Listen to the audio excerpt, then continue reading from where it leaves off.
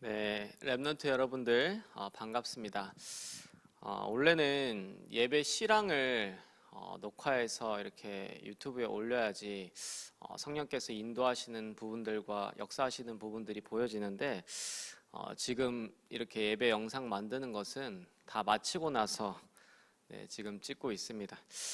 근데 이제 이렇게라도 찍는 이유는 이 작은 영상 찍는 부분들이 랩런트들 현장 돌아가서도 이렇게 말씀 다시 확인할 수 있고 묵상할 수 있도록 돕기위해서 하는 부분들이고 이 작은 부분들이 작은 선교의 응답들을 받기 위해서 영상 찍고 있는데 아무튼 이 영상이 작은 선교로 이어지는 영상이 되는 중심을 가지고 메시지 나누겠습니다.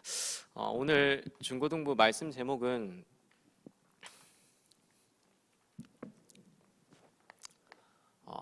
하나님께서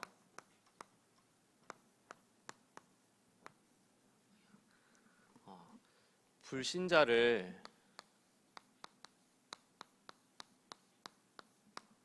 살리는 길을 여섰다는 제목으로 하나의 말씀 나누는데 오늘 본문은 요한복음 14장 1절에서 6절입니다.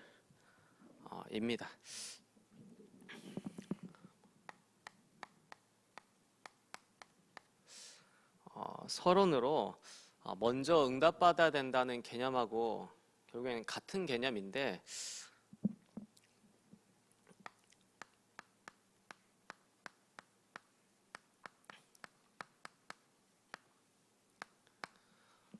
개인이 변화된 랩넌트가 어떻게 얼마만큼 준비되느냐에 따라 하나님은 정확하게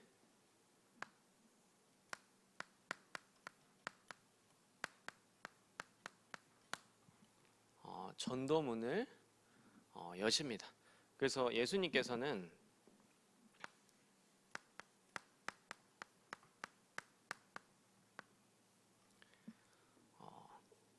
그냥 12사도, 그냥 70인이 아니라 이 개인이 변화된 12사도와 개인이 변화된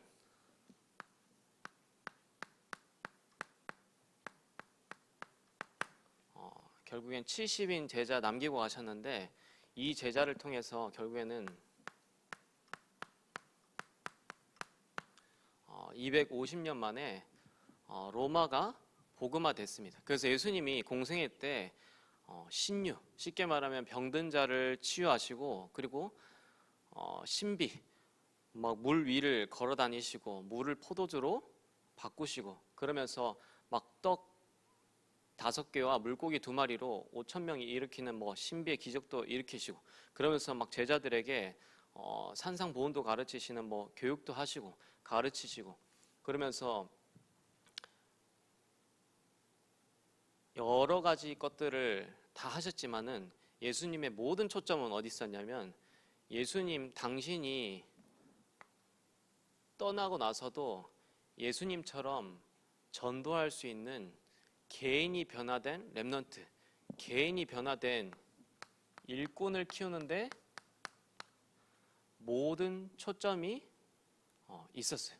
그래서 그냥 12사도, 그냥 70인 제자를 남기신 게 아니라 완전 개인이 변화된 12사도와 70인 제자 남기고 가셨는데 결국에는 로마가 복음화 됐어요. 그래서 예수님의 사역에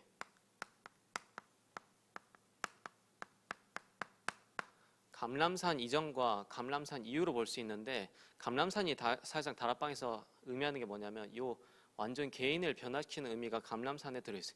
그래서 베드로가 분명히 마태복음 16장 16절에 주는 그리스도시요 살아계신 하나님의 아들이십니다 고백했는데도 불구하고 바로 그 고백한 지 얼마나 지났다고 환상 속에 엘리야가 보이고 모세가 보이고 예수님이 보니까 집을 짓는데 하나는 모세를 위하여, 하나는 엘리야를 위하여, 하나는 예수를 위하여.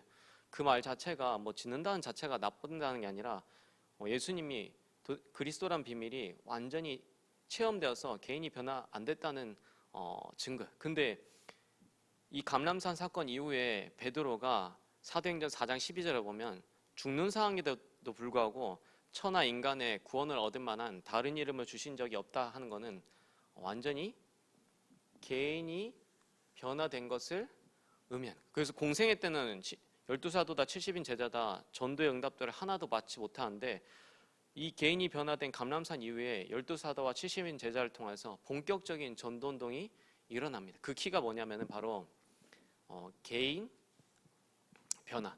그러면 이 개인이 변화되기 위해서는 가장 중요한 내용이 뭐냐? 그게 바로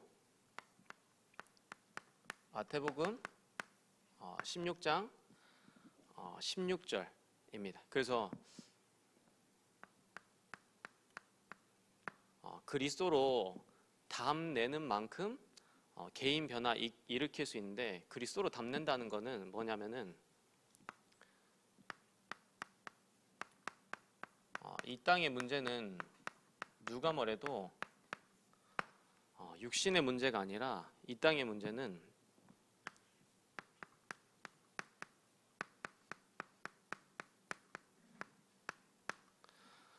영적 문제입니다. 2000년 교회사의 가장 큰 실수가 뭐냐면 이 땅의 문제를 영적인 문제로 보지 못하고 육신의 문제로 본 데서부터 교회가 이 세상의 모든 문제를 불러일으켰습니다. 교회가 무슨 문제를 해결하지 문제를 불러일으키냐? 잘못 봐서 문제를 불러일으킨 게 교회사의 역사입니다. 그렇잖아요. 사람들이 지금 영으로 문제가 와 있어서 세상 가운데서 엄청나게 시달리고 힘들고 교회에 와서 좀 영적으로 안식 얻어보려고 힘 얻어보려고 왔는데, 영적으로 그렇게 힘들어서 와 있는 교인들에게 안 그래도 밖에서 시달리도 않는데 교회 와서도 뭐라 하느냐? 말씀대로 사냐 안 사냐, 틀리냐 맞냐, 다 지금 그 싸움이에요. 그러니까 영으로 와 있는 문제가 육신으로 드러났는데 자꾸 그 드러난 육신 보고 영적인 답을 줘야 될 교회가 자꾸 육신적으로 맞냐 틀리냐, 그리고 말씀대로 사냐 안 사냐, 잘했냐 못하냐, 이 싸움. 안 그래도 밖에서 시달리고 와서 교회 와서 영적인 답을 줘야 되는데 교회마저도 그 답을 못 주니까 교인들은 방황할 수밖에 없는 거예요. 그러면서 사람들이 영으로 와 있는 문제인데 이 영으로 와 있는 문제를 자꾸 육신적으로 해결받으려고 하는 게 뭐냐면 바로 신비주의. 그리고 또 영으로 시달리고 영으로 지금 뭔가 갈급한 상태인데 육신의 배고픔과 육신의 시달림만 해결해 주려는 게 바로 박애주의. 당연히 문제를 이거를 안 보고 이거를 보니까 해결책은 온갖 인본주의와 온갖 종교가 나올 수밖에 없는 거예요. 그래서 이 땅의 문제는 영적인 문제입니다. 그래서 우리나라가 OECD 국가 중에 자살률 1인데, 그래서 제가 왜 자살하는지 뭐 네이버 지식인이 답을 줄 수는 없지만 제가 네이버 지식인에 우리나라 사람들이 자살하는 이유 물음표 해가지고 딱 네이버에 검색하니까 가장 많이 좋아요 눌러 있는 게 아무래도 답변 중에 제일 위로 올라올 거 아니에요. 거기에 이제 딱 이제 표를 그려놔서 우리나라 사람들이 자살 많이 하는 이유에 대해서 적어놨더라. 그 첫 번째가 뭐냐면은 우리나라 노동 시간이 너무 많다 보니까 자살한다. 그 첫 번째 이유. 그리고 두 번째 이유가 뭐냐? 우리나라 사교육이 너무 많이 한다. 그래서 쉽게 말하면 너무 많이 공부시켜서 그 공부로 인한 스트레스로 자살한다. 두 번째. 그러면서 세 번째. 그러다 보니까 자연스럽게 삶의 만족도가 떨어지니까 뭐 자살할 수밖에 없다부터 해가지고 쭉 네이버 지식인답게 막 답을 좀 정리해놨더라. 과연 그래서 사람들이 자살할까요? 제가 이제 신혼여행 어디 갔다 왔냐면은 스위스 갔다 왔는데, 스위스는 가는 곳곳이 진짜로 우리가 그림에서 볼 만한 수차처럼 어떤 특정한 장소만 수채화 같은 게 아니라 모든 장소가 수채화를 그려둔 듯이 아 여기가 에덴 동산이구나 싶을 정도로 아름다운 나라가 스페인이야. 아 스위스. 그래가지고 다 차도 어떠냐? 전부 다 독일제 고급 차만 다 몰고 다녀. 그리고 물값이 심지어 우리나라 삼다수는 950원밖에 안 하는데 그 스위스에는 에비앙은 얼마냐? 물값이 5,000원. 그만큼 자연환경이 좋고 그만큼 그 나라 사람들은 전부 다 90% 이상이 관광업에 종사하기 때문에 우리나라처럼 노동을 많이 하지도 않아. 일하는 시간도 적지. 관광업 하기 때문에 딱 특별히 뭐 전문성이 필요한 것도 아니고 공부 많이 안 해도 되지. 그 나라 자체 환경 자체가 막 에덴 동산 같이 자연 환경 대단히 좋지. 근데 그 나라의 최초로 전 세계적으로 안락사가 허용된 나라가 어디냐면 바로 스위스. 그만큼 안락사 시켜달라는 사람이 많으니까 스위스가 법적으로 안락사를 허용시켜줬어. 그만큼 사람들이 죽고 싶다 이 말이야. 그렇게 자연환경 좋지, 일하는 시간 얼마 안 되지, 경제 수준 높지, 공부도 별로 안 하지 않는데도. 그러니까 네이버 지식인이 말하는 그 문제가 인간의 절대 문제가 아니다. 이것을 반증해주고 있는 거야. 이 땅의 문제는 누가 뭐래도 영적인 문제. 근데 교회가 이 땅의 문제 이걸로 못 보고 이걸로 보는 데서 사실상 이 세상 가운데 재앙을 다 가져다 온 겁니다. 방금도 뭐 우리가 지금 예배 다 마치고 이거 찍기 때문에 방금 중대원 우리 나영아 목사님이 영상 찍었는데 말도 안 되는 소리 하더라고. 뭐 율법으로 죽고 율법으로 다시 살아야 된다. 그 말 자체가 기존 신학에서는 맞는 말인데 그래서 뭐 성경이 신앙과 생활의 표준이다 해가지고 신앙은 뭐냐? 복음이고 생활은 율법이기 때문에 복음과 율법이 뭐 균형을 이뤄서 가야 된다는데 그게 신학적으로 틀린 말 아니에요. 근데 뭘 모르는 거냐면 오직을 모르는 사람의 소리예요. 뭐 여기서 굳이 제가 그 얘기까지 할 필요 없기 때문에 그리스도로 다 맞는 데서 2000년 교회사가 싹 다 문제왔고 그 교회를 통해 세상의 재앙을 불러일으켰습니다. 그래서 그리스도로 담내야 되고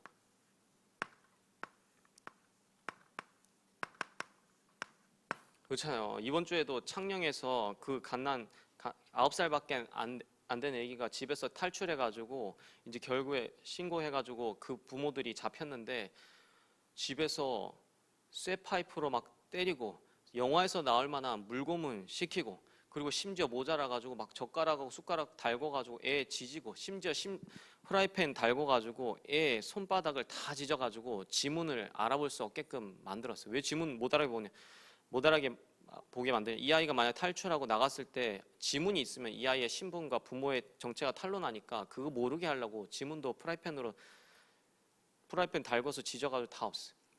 그렇게 상처받은 친구한테 돈을 준다고 그 상처가 해결되겠어요? 그렇게 상처받은 친구한테 지식을 준다고 그 아이가 나을 것 같아요.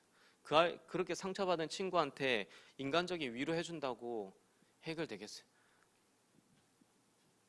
이 땅의 문제는 눈에 안 보이는 영적인 문제입니다. 그러면서 요한복음 19장의 30절에 모든 문제 해결자 그리스도께서 우리의 모든 문제를 다 끝내셨습니다. 모든 문제 해결자라는 것은 내가 당면한 문제가 해결되어서 모든 문제 해결자라 그리고 내가 당면한 갈등이 해결되어서 모든 문제 해결자라 하는 게 아니라 내 속에 어떤 문제와 갈등이 있을지라도 이 문제와 갈등이 우리 속에 계신 성삼위 하나님을 이길 수 없다는 거예요. 그렇기 때문에 이 문제와 갈등이 나를 이길 수 없는 상태, 그걸 누리는 거예요. 쉽게 말해 어떤 문제와 갈등이 있더라도 그게 내게 영향을 줄 수 없다가 결국에 모든 문제 해결자. 문제가 해결되어서 갈등이 없어져서 모든 문제 해결자가 아니라 내 속에 그 어떤 문제와 갈등이 있더라도 내 속에 계신 성삼위 하나님을 절대 이길 수가 없는 거예요. 그러니까 이 문제와 갈등이 나를 절대 삼킬 수가 없는 것이. 그래서 근데도 구원받은 자에게는 문제와 갈등은 뭐냐? 다 하나님이 언약의 여정으로서 하나님 허락하신 부분들이. 예수가 그리스도 모든 문제 해결자 요셉이 알았는데 왜 노예로 갔습니까? 하나님은 언약을 성취시키려고.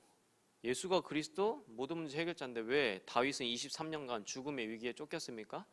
하나님의 당신의 언약을 성취시키려고 문제도 허락하신 거고, 하나님이 주신 당신의 언약을 성취시키려고 갈등도 허락하신 거예요. 싹 다 언약 성취의 여정. 그 이상 그 이하로도 문제 해석할 필요 없고 갈등 해석할 필요 없고. 이게 가장 정확합니다.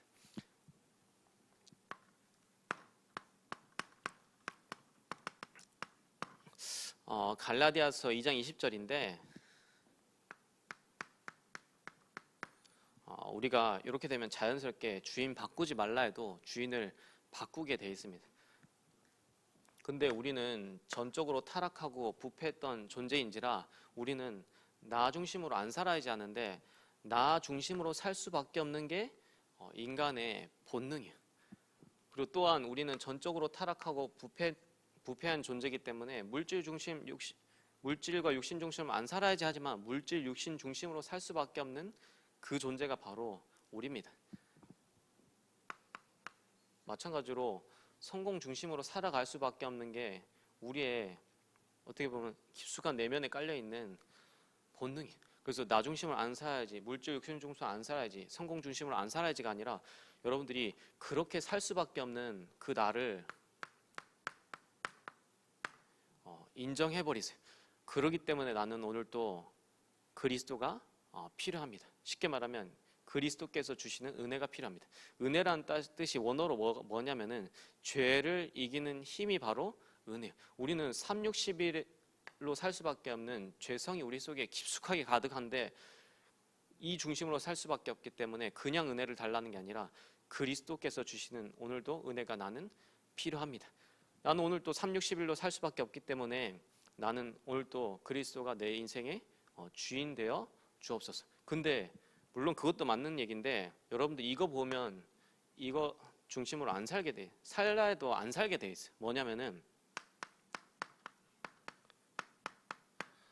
그리스도가 여러분들이 충분한 것을 보면 나 중심으로 살라 해도 안 사라지게 돼 있어요. 여러분들이 만약 예를 들어서 내가 차를 이 세상에서 가장 좋다고 하는 롤스로이스, 마이바흐라는 차 타고 있는데 옆에서 제네시스 차 가져라, 소나타 가져라 하면 가지겠어, 안 가지?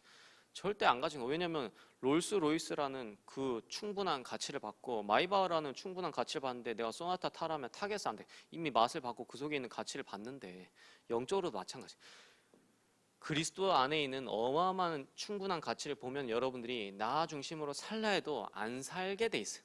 그리고 그리스도가 완전한 이 가치를 알면은 물질 육신 중심으로 살라 해도 안 살게 돼 있고, 그리스도가 모든 것이면 성공 중심으로 살라 해도 안 살게 돼 있어요. 그래서 성경 중에서 성공에 가장 목말랐던 인물이 누구냐? 바로 바울입니다. 바울이 그리스도 깨닫기 전에 어떠한 배경을 가졌냐면 첫 번째로 사내들인 공회원은 앞으로 차기 정치 지도자의 대표되는 인물이 사내들인 공회원인데 바울이 그 공회원 출신이에요. 앞으로 그러니까 굉장한 정치 지도자지. 첫 번째 그렇고, 두 번째로 로마 시민권자는 누구한테 주냐면 첫 번째는 로마에서 태어난 사람에게 로마 시민권자 주고, 두 번째는 그 시대 가운데 그 나라 가운데 지역 가운데 막강한 영향력을 미치는 인물한테 로마 시민권자 주는데 바울은 전자가 아니라 후자입니다. 그러니까 어마어마한 영향력 있는 인물이 바로 바울이라. 거기다가 가말리엘 문화생, 그 당시에 최고 학자라는 그 학자 밑에 수제자지, 거기다가 길리기아 다소 출신 3대 문학도시라는 그런 도시 출신이지, 게다가 역사와 전통이 깊다는 히브리인 출신이지, 성경 66권을 달달달 외우고 다 성경의 구약에 완전히 박사라 할 만큼 성경 박사가 누구냐면 바로 바리새인 출신이고 유대인 출신이기 때문에 그런 인물이 바로 바울이에요. 근데 자기가 가진 그 최고의 배경과 최고의 지식과 최고의 권세들이 자기 인생에 다가오는 영적 문제 해결할 수 없다는 걸 깨닫고 바울이 뭐라고 고백하냐면, 그리스도 예수를 깨닫고 나니 내가 최고로 생각했던 이거는 배설물이다. 배설물인데 가지라 해서 가지겠어요, 그거를? 배설물인 게 이미 보여졌는데. 그러면서 그리스도를 아는 지식이 가장 고상함이라. 이때까지는 평생 자기가 성공을 위해서 사람 앞에 인정받기 위해서 달려갔는데 이제는 그리스도 예수 안에서 발견되기를 원한다. 그래서 온전히 이루었다함도 아니요 얻었다함도 아니요 그리스도 예수께 붙잡힌 바 된 그것을 잡으려고 한다. 그러면서 살든지 죽든지 그리스도가 존귀케 되기를 원한다. 그런 고백 어떻게 할 수 있냐면 주인이 바뀌어야지 할 수 있는 고백입니다. 그리스도로 행복하고 만족한 이러한 상태. 그래서 요 세 가지 비밀만이 개인 변화시킬 수 있는 성경의 절대적 내용입니다. 그래서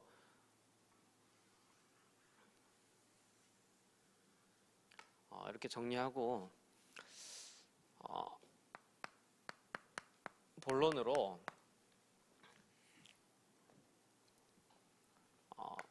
전도의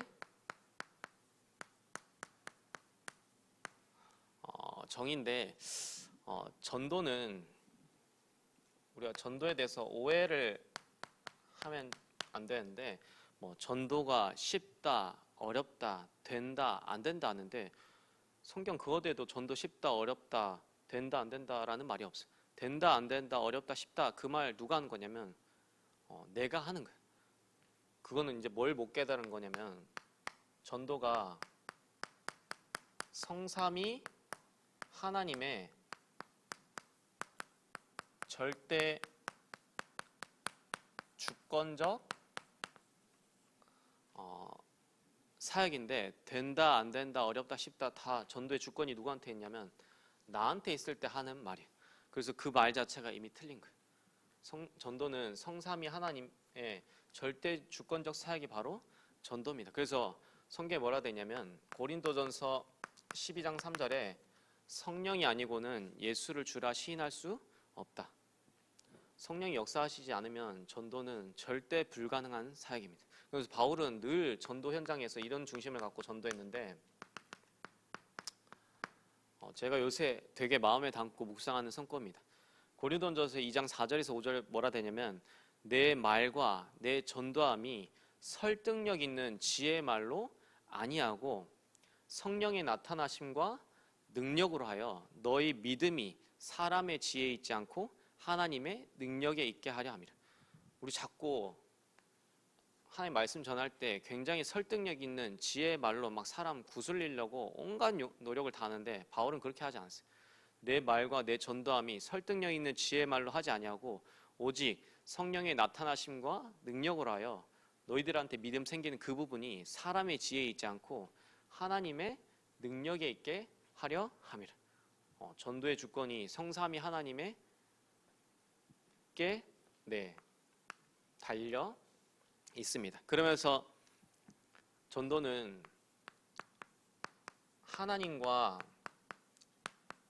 함께하는 비밀을 누리는 게 전도의 사실상 본질이에요. 그래서 마가복음 3장 14절에 제자들을 불렀으면은 부른 근본적인 목적을 얘기할 거 아니에요. 근데 내가 너희를 부른 것은 너희와 함께 있게 하며 또 나가 전도도 하며.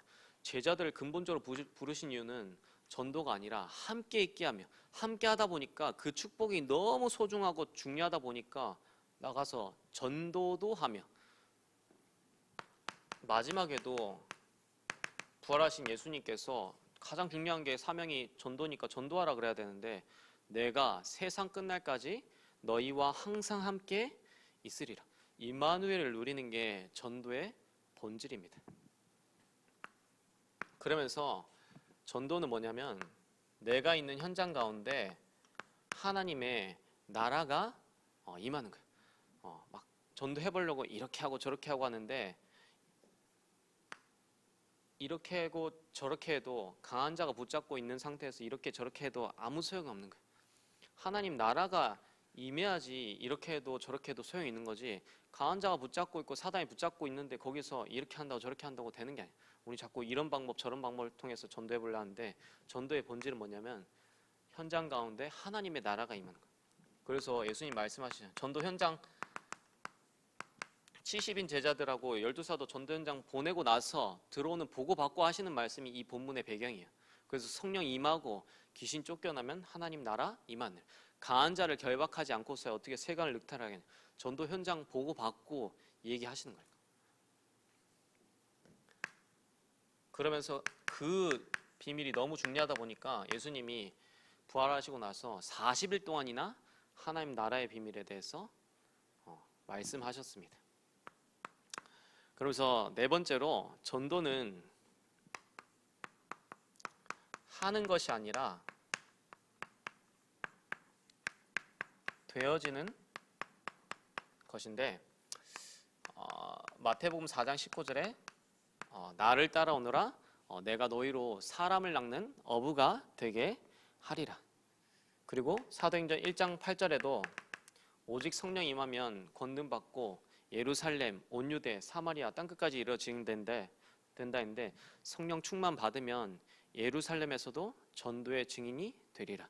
성령 충만 받으면 유대에서 전도의 증인이 되리라. 마찬가지. 되리라 약속. 그러면서 전도는 가장 쉬운 것이 전도입니다. 그 전제가 돼야 될 게 있는데, 사도행전 3장 6절인데 은과 금은 내게 없거니와 내게 있는 이것을 내게 주노니 나사렛 예수 그리스도 이름으로 걸어라 했는데, 내게 예수 생명이 있다면은 다른 사람에게 예수 생명 주는 거는 너무나 쉬운 거야. 근데 내게 예수 생명 없는데 주려면은 그거는 어려운 것을 넘어서 절대 불가능한 거죠. 내게 있는 예수 생명은 있으면 주기는 너무 쉬운 거야. 내가 만약에 10억 있다. 그럼 얼마든지 1억 주고 2억 주고 하는 거는 쉬운 건데, 내게 뭐 돈이 없으면은 1억 주고 1억 주는 거는 어려운 것을 넘어서 아예 불가능한 거죠. 그렇죠? 내게 예수 생명 있으면은 예수 생명 주는 건 너무나 쉬운 거예요. 전도는 그래서 쉬운 거예요. 다섯 번째로 전도가 뭐냐? 사도행전 1장의 흐름 가운데 있을 때 사도행전 2장에 응답받는 게 전도의 정의예요. 나는 갈보리산, 감람산, 마가다락방의 비밀 누리고 있을 뿐인데 하나님 15날에 문을 열어버려. 그러면 쉬운 거지. 나는 그리스도, 하나님 나라, 성령 충만 누리고 있을 뿐인데 하나님이 3천 제자를 일으키는 거야. 그러면 너무 쉬운 거지. 나는 그리스도 또한 1, 3, 8 누리고 있는데 하나님이 성령으로 역사하시고 날마다 구원 얻는 사람을 더하게 하신다는 거는 너무나 쉬운 거야. 문제는 내가 사도행전 1장의 흐름 속에 있냐, 사도행전 1장의 내용을 갖고 있냐, 사도행전 1장의 집중 속에 있냐가 없냐가 중요한 거지. 요거는 따라오는 거야. 요게 그래서 전도입니다. 그래서 전도를 절대 오해하면 안 되고, 그러면서 두 번째로 전도의 방법입니다. 전도의 방법은 반드시 성경대로 해야 됩니다. 그래서 뭐 한국교회 전도 많았잖아요. 여러 가지 전도. 뭐 고구마 전도. 찔러서 익었는지 안 익었는지 확인하듯이 찔러서 대상자가 맞는지 안 맞는지 확인한다. 뭐 그것부터 시작해가지고 진돗개 전도. 한번 물면 안 놓는다. 시간표가 아닌 사람은 나와줘야 되는데 시간표가 아닌 사람을 계속 물고 있으면 그거보다 곤욕이 없는 거야. 뭐 그것도 전도고, 뭐 라이터 전도해가지고 손대봐라 해가지고 라이터 지져놓고 뜨겁지. 그게 지옥이다. 안 가려면은 천국 가려면 예수 믿어야 된다. 뭐 라이터 전도. 뭐 전도 한국계 부흥회 하면서 전도 많이 한 사람은 막 TV 주고 냉장고 주면서 막 해가지고 전도 시키는데, 그러면 TV 안 주고 냉장고 안 주면 전도 안 할 건가? 다 전도의 방법을 성경대로 안 하고 온갖 이몬주의 다 동원해가지고 전도했습니다. 성경적인 전도의 방법은 마태복음 28장 16절에서 20절에 나와 있는데,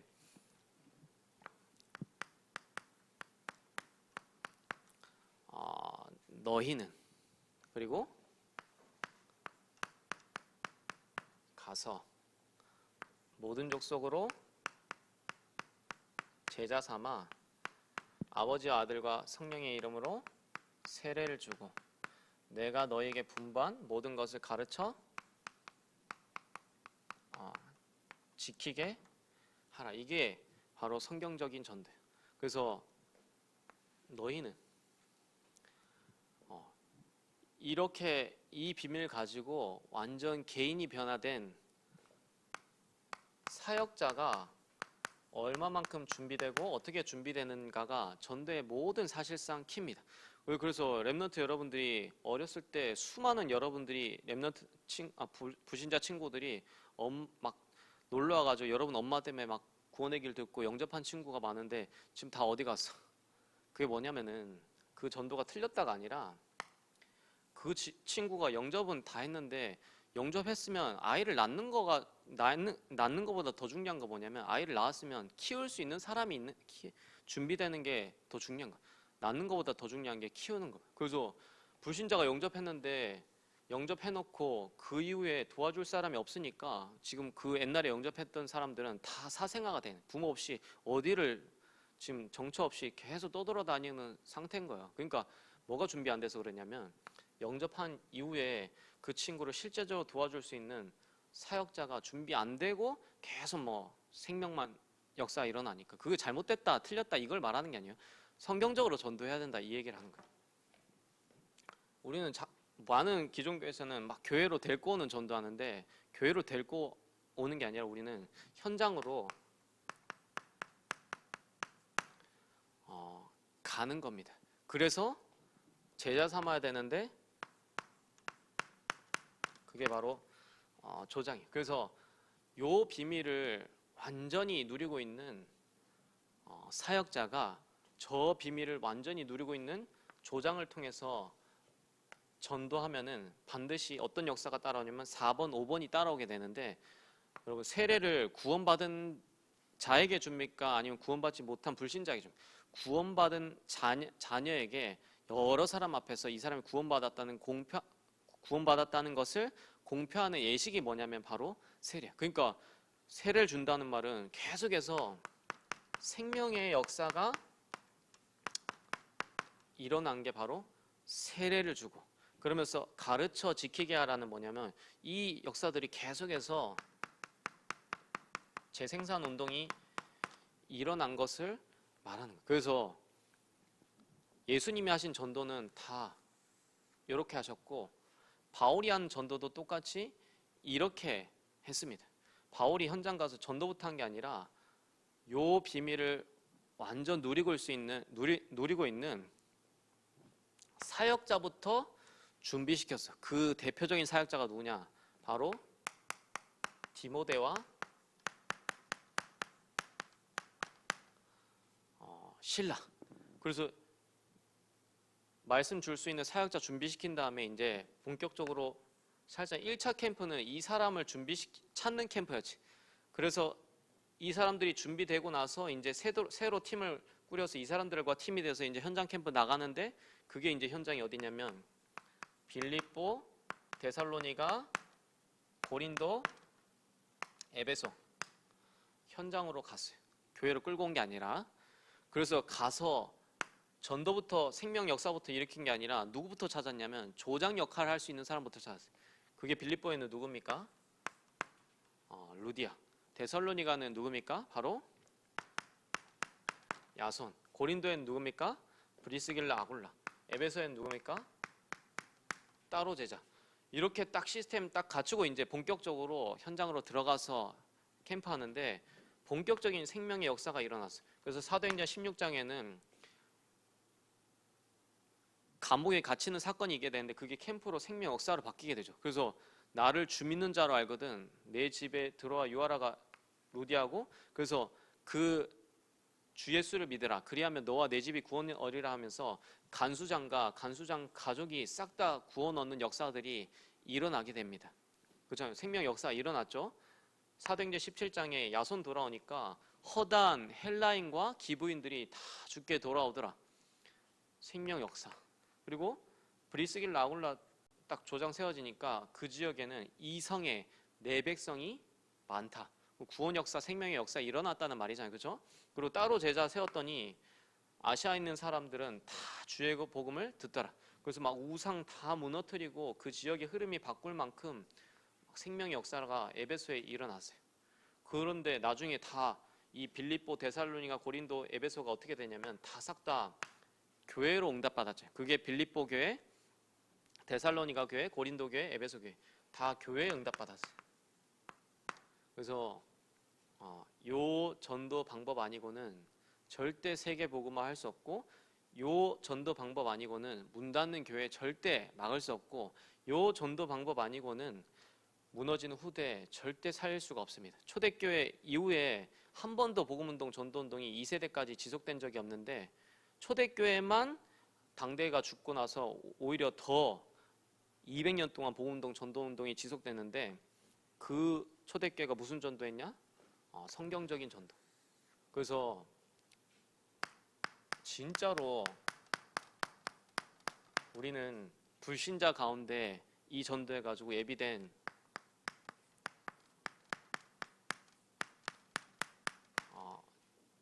절대 제자 세워야 합니다. 그래서 이게 진짜로 확산이 일어나면 3천 제자 일어나는 것은 아주 간단한 얘기예요. 처음에 몇 사람을 세우는 게 힘들지, 이게 또 완전 영적인 다단계예요. 다단계. 한 명이 3명 세워놓으면 그 3명이 한 명당 3명 걸로 또 3명 새끼 넣지 하면, 그런 식으로 문어발로 일어나면 결국에 3천 제자는 어려운 게 아니라 이거는 굉장히 단시간에 일어날 수 있습니다. 그러면서 전도의 메시지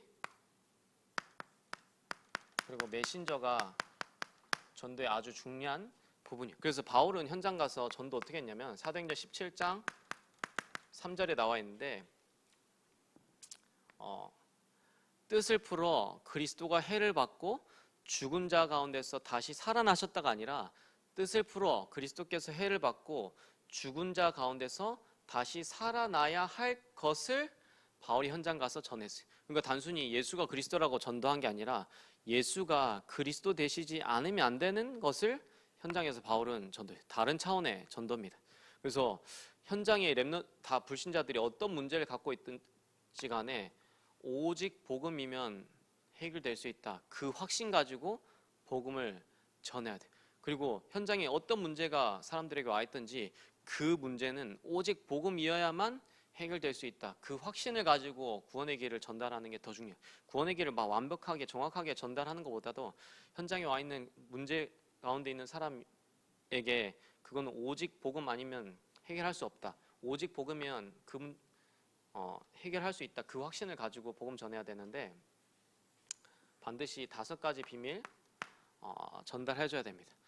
성경이 말하는 인간, 그리고 성경이 말하는 인간의 문제, 성경이 말하는 하나님의 해결책, 성경이 말하는 해결 방법, 성경이 말하는 구원받은 자의 축복, 이 5가지 비밀을 정확하게 전달해줘야 됩니다.